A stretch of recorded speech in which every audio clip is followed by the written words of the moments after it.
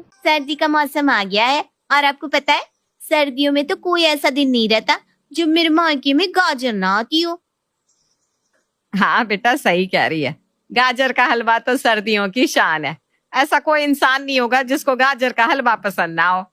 और गाजर के हलवे की बात हो और स्वीटी के मम्मी के हाथ के गाजर के हलवे की तारीफ ना करो तो समझ लो बात अधूरी रह गई। क्या स्वीटी?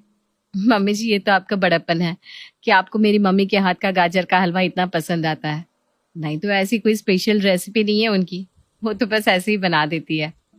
अरे नहीं बेटा, इतनी उम्र हो गई मेरी, आज तक इतने लोगों के हाथ का गाजर का हलवा खाया, लेकिन ओए होए होए, जो स्वाद तेरी मम्मी के हाथ के हलवे में है ना बेटा, वो किसी और के हलवे में नहीं मिला मुझे आज तक। अरे हलवाइयों के हाथ के हलवे भी फेल है तेरी मम्मी के आगे तो। और एक राज की बात बताऊं, मुझसे तो खुद इतना बढ़िया नहीं बनता। थैंक यू मम्मी जी। अच्छा, आप कहो तो मम्मी से कहकर आपके लिए गाजर का हलवा बनवा दूं? अरे बेटा, ये तो नेकी और पूछ पूछ वाली बात हो गई। अब तेरी मम्मी बनाकर भेज देगी तो मैं मना थोड़ी ना करूंगी। मैं तो मम्मी के हाथ के उन बदस्वाद गाजर के पराठों की बात कर रही थी, लेकिन यहाँ तो कुछ और ही टॉपिक शुरू हो गया। गाजर का हलवा खिलाकर स्वीटी भाभी की मम्मी ने तो सासू माँ को बिल्कुल अपनी मुट्ठी में कर रखा है। मम्मी जी तो बिल्कुल भक्त बनी हुई है उनकी। लगता है गाजर का हलवा सासू माँ की कमजोरी है। क्यों ना मैं भी इसी बात का फायदा उठाकर मम्मी जी को इम्प्रेस कर लूं। सिर्फ एक कटोरी गाजर का हलवा और मम्मी जी अपने पाले में। इससे सस्ता सौदा और क्या होगा भला। अरे मम्मी जी, आपने ना आज तक सिर्फ लाल गाजर का ही हलवा खाया होगा। मेरी मम्मी के हाथ का बना स्पेशल हलवा नहीं खाया, इसीलिए आपको स्वीटी भाभी की मम्मी के हाथ का हलवा इतना पसंद आ रहा है। अच्छा, ऐसी क्या खास बात रहती है तेरी मम्मी के हाथ के हलवे में, हमें भी तो पता चले। मेरी मम्मी कोई ऐसी वैसी गाजर का हलवा नहीं बनाती, वो तो काली गाजर का हलवा बनाती है। मुझे पूरा यकीन है आपने आज तक खाया नहीं होगा। काली गाजर का हलवा तो बेटा मैं पहली बार सुन रही हूँ। ये कौन सी गाजर होती है? मुझे पता था मम्मी जी, आपने काली गाजर का हलवा खाया नहीं होगा। अरे बाजार में बड़े आराम से मिल जाती है, आप कहो तो मैं मम्मी से कहकर बनवा दूं। अरे बेटा, अब तो तूने मेरी कमजोर नस पर हाथ रख दिया। ऐसा है, अब तुझे हलवा बनवाने की कोई जरूरत नहीं है। ऐसा करो, सब लोग फटाफट तैयार हो जाओ, हम सब तेरे घर चल रहे हैं। तेरी मम्मी काफी दिनों से डिनर पर बुला रही थी, तो आज हम सब वहीं डिनर कर लेंगे और तेरी मम्मी के हाथ का गाजर का हलवा भी खा लेंगे। हाँ मम्मी जी, लेकिन ऐसे अचानक? अरे चिंता क्यों कर रही है, हम कोई 56 भोग नहीं बनवा रहे तेरी माँ से। लेकिन उनके पास इस समय गाजर नहीं हुई तो? इसमें कौन सी बड़ी बात है, गाजर हम रास्ते से खरीदते हुए चलेंगे। और कौन सी गाजर बताई तूने? हाँ, काली गाजर। चिंता मत कर, मैं अभी भेजती हूँ मनोज को सब्जी मंडी। अरे ये मैं कहाँ फंस गई। मम्मी जी तो तुरंत ही जाने को तैयार हो गई और मम्मी मुझे नहीं छोड़ने वाली, क्योंकि मम्मी के हाथ से तो गाजर का हलवा कभी ढंग का बनता ही नहीं। प्रीति अपने बिछाए जाल में फंस चुकी थी। अब सास के सामने वो ये भी नहीं कह सकती थी कि उसके मायके ना जाए, इसलिए बेचारी चुपचाप तैयार होने लगती है।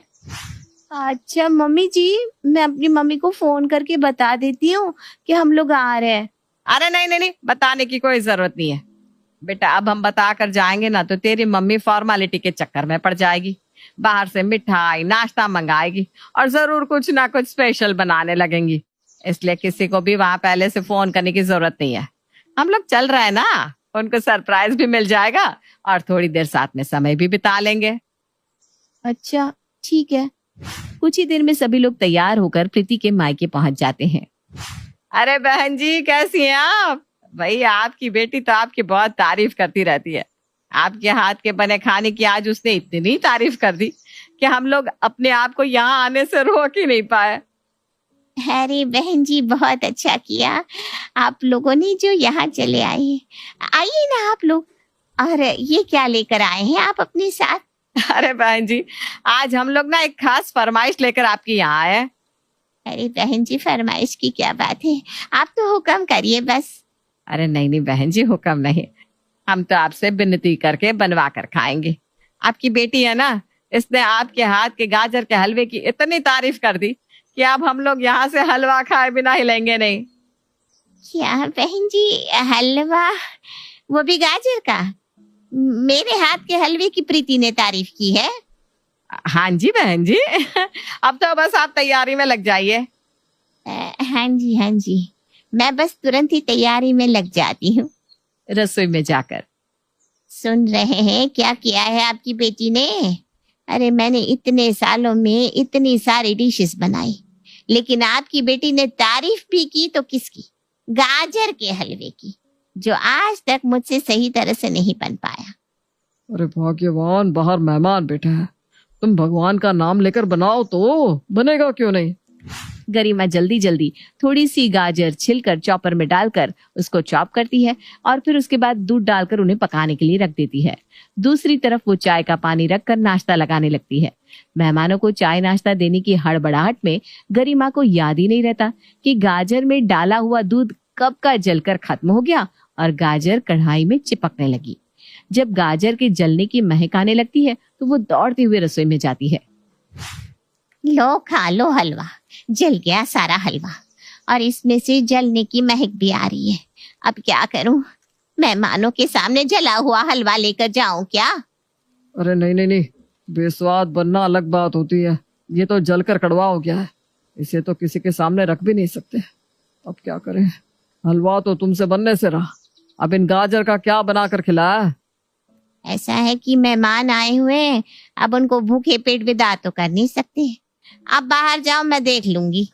रमेश को बाहर मेहमानों के पास भेजने के बाद गरिमा एक बार फिर से बची हुई गाजर को कद्दूकस करती है और कद्दूकस करने के बाद सारे मसाले उनमें मिलाकर गाजर के पराठे बना देती है। हलवे की जलने की महक अंजू तक पहले ही पहुंच चुकी थी, इसलिए जब गरिमा थाली में पराठे लेकर आती है तो वो चुपचाप डाइनिंग टेबल पर बैठ जाती है। बिना कोई सवाल जवाब किए सभी लोग चुपचाप गाजर के पराठे खा लेते हैं। बहुत बढ़िया पराठे बनाकर खिलाए बहन जी आपने। अब ऐसा करिए, आप भी बैठकर खा लीजिए। कब से दौड़ भाग कर रही हैं? आपने तो कुछ खाया ही नहीं। अरे नहीं नहीं बहन जी, मैं बाद में खाऊंगी ना, अभी आप लोग अच्छे से खाइए। अरे नहीं नहीं, आप बैठिए। प्रीति बेटा बैठ जा, अपनी मम्मी के लिए भी थाली में पराठे निकाल दो और आराम से उन्हें भरपेट भोजन कराओ। सास के कहने पर प्रीति अपनी मम्मी को खाना परोस देती है। जैसे ही गरिमा पहला टुकड़ा मुंह में डालती है, उसके मुंह का स्वाद ही उतर जाता है। किसी तरह 2 पराठे खाने के बाद उसे बड़ी शर्मिंदगी का एहसास होता है। माफ करना बहन जी, अपने हाथ का बना जो खाना मैं खुद नहीं खा पा रही हूँ, आप लोगों ने बिना अपने चेहरे पर शिकन लाए कैसे खा लिया, और साथ में इतनी तारीफ भी करती रही। शायद आपकी जगह कोई और समधन होती तो पता नहीं आज कितना तमाशा करती। अरे बहन जी, आपको ऐसा क्यों लगता है कि मैंने कोई विशेष काम किया है? देखिए, अगर मुझे अपनी आव भगत ही करानी होती तो मैं आपको पहले ही सूचना ना भिजवा देती कि हम लोग आने वाले हैं, ताकि आप तैयारी कर लें। लेकिन मैं तो चाहती थी कि हम आपके साथ बिल्कुल साधारण सा भोजन करें। और बहन जी, व्यंजन तो मेहमानों के लिए बनाए जाते हैं और हम मेहमान नहीं, एक परिवार है। सच बताऊं, प्रेम से परोसा हुआ भोजन हमेशा स्वादिष्ट ही लगता है। आपने इतने प्यार से जो भी आपके पास था उससे हमारे लिए ये नए तरह के पराठे बनाए, तो हमें तो स्वादिष्ट लगने ही थे। जैसे हक और अधिकार से आज हम आपके यहाँ बिना किसी सूचना के आ गए, ऐसे ही आप भी जब आपका मन करे हमारे यहाँ आ सकते हैं। अपने परिवार से मिलने के लिए ना किसी की अनुमति की आवश्यकता होती है, ना ही किसी पूर्व सूचना की। क्या सही कहा ना बहन जी? बिल्कुल सही कहा। आपके सुलझे हुए विचारों से मैं बहुत प्रभावित हूँ बहन जी। हम धन्य हो गए कि आपके घर में हमारी बिटिया बहू बनकर गई है। हम आज बहुत निश्चिंत है कि हमारी बेटी बहुत अच्छे परिवार में है, और जिस घर में आपके जैसी सास हो, उस परिवार में बच्चों को कभी कोई तकलीफ हो ही नहीं सकती। इतना कहकर दोनों समधन आपस में गले मिलने लगती है। मम्मी जी, आप कितने सरल स्वभाव की हैं, लेकिन मैं सच में बहुत ही बुरी बहू हूँ। आपके ऊपर इम्प्रेशन झाड़ने के लिए मैंने मम्मी के हलवे की झूठी कहानी बनाई थी, मुझे माफ कर दीजिए। अरे बेटा, वो तो मैं पहले ही समझ गई थी, क्योंकि काली गाजर का हलवा तो बनता ही नहीं, उसका तो बस अचार ही बनता है। क्या आप पहले ही समझ गई थी? और नहीं तो क्या।